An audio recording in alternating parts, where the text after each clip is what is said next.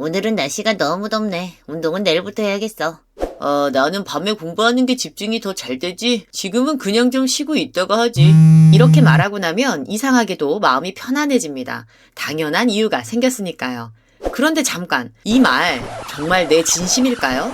아니면 뇌가 만들어낸 교묘한 거짓말일까요? 사실 이건 합리적인 이유가 아니라 게으른 뇌가 스스로 만들어낸 핑계일 뿐입니다.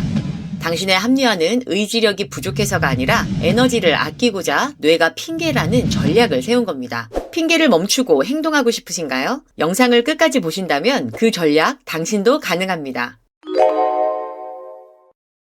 당신의 핑계는 뇌가 짜낸 교묘한 거짓말일 수 있습니다.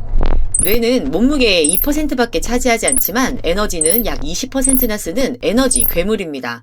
그래서 기본 설정이 절약 그 자체죠. 이것을 심리학에서는 인지적 구두쇠라고 부릅니다. 에너지를 조금이라도 덜 쓰기 위해 복잡한 계산은 피하고 빠른 결론을 내리고 싶어 하죠. 그리고 우리는 나는 성실하다라는 자기 개념을 지키고 싶어 합니다. 그래서 현실의 행동이 그 신념과 충돌할 때 뇌는 그럴듯한 이유를 만들어내서 둘을 화해시키려고 하죠. 이것이 바로 인지 부조화의 핵심입니다. 오늘은 비 오니까 못 뛰지. 퇴근이 늦었잖아. 공부는 내일 해야지. 이렇게 만들어진 문장들은 진실처럼 들리지만 사실은 설명서에 가깝습니다. 많은 사람들이 합리화를 내가 일부러 꾸며내는 거짓말이라고 생각합니다. 하지만 실제로는 무의식적으로 순식간에 이루어지게 되죠. 예를 들면 오늘은 공부 안 해도 괜찮아 라는 생각이 떠오르는 순간 뇌는 이미 핑계를 준비한 상태라는 겁니다. 연구에 따르면 합리화는 자기 일관성을 유지하려는 무의식적인 방어 기제라고도 합니다. 이런 일이 반복될 때 우리는 내가 왜 자꾸 이런 핑계에 속는 거지? 난 바보라서 그런가? 라고 자책하기 쉬워지기 마련이지만 사실은 반대입니다. 오히려 합리화는 똑똑한 사람일수록 더 잘 이용하게 됩니다. 왜냐하면 뇌가 가진 논리력과 언어 능력이 강할수록 더 정교한 이유를 만들어내기 때문이죠. 즉, 머리가 좋을수록 핑계도 천재적으로 발전한다는 겁니다. 자기 합리화를 이기려면 먼저 나의 뇌가 자주 쓰는 핑계를 기록해보는 것이 좋습니다. 지금은 컨디션이 안 좋아.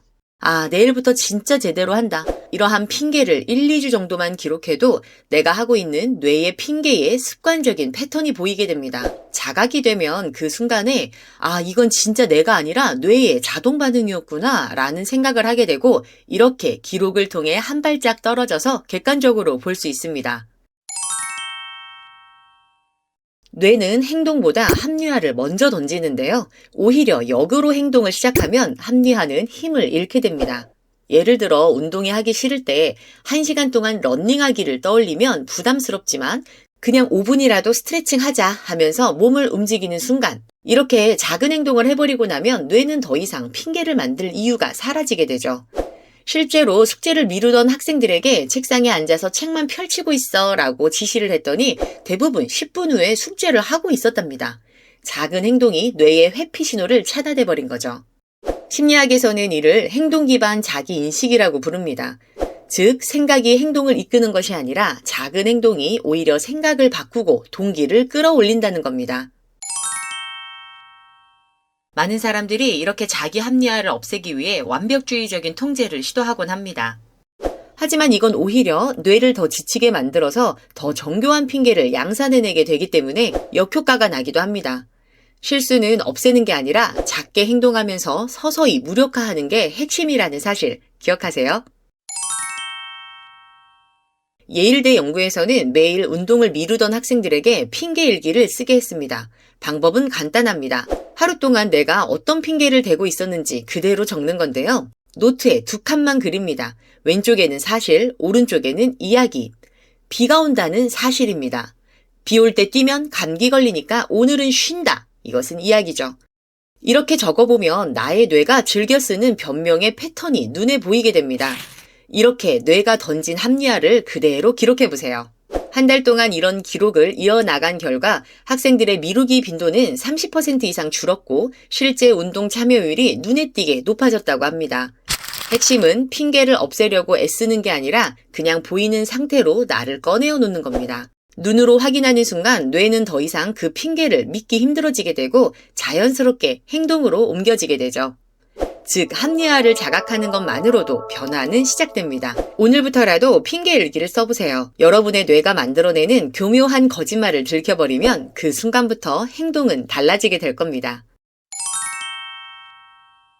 게으른 뇌는 큰 목표를 보면 방어적으로 이유를 찾게 됩니다. 그렇기 때문에 문턱을 낮춰주는 거죠. 2분만 시작하자. 러닝화 신고 문 앞까지만 가자. 공부하는 경우라면 타이머 5분 맞춰놓고 문제 1개만 풀자. 이런 식이죠. 그리고 유혹의 장애물을 묶어버립니다.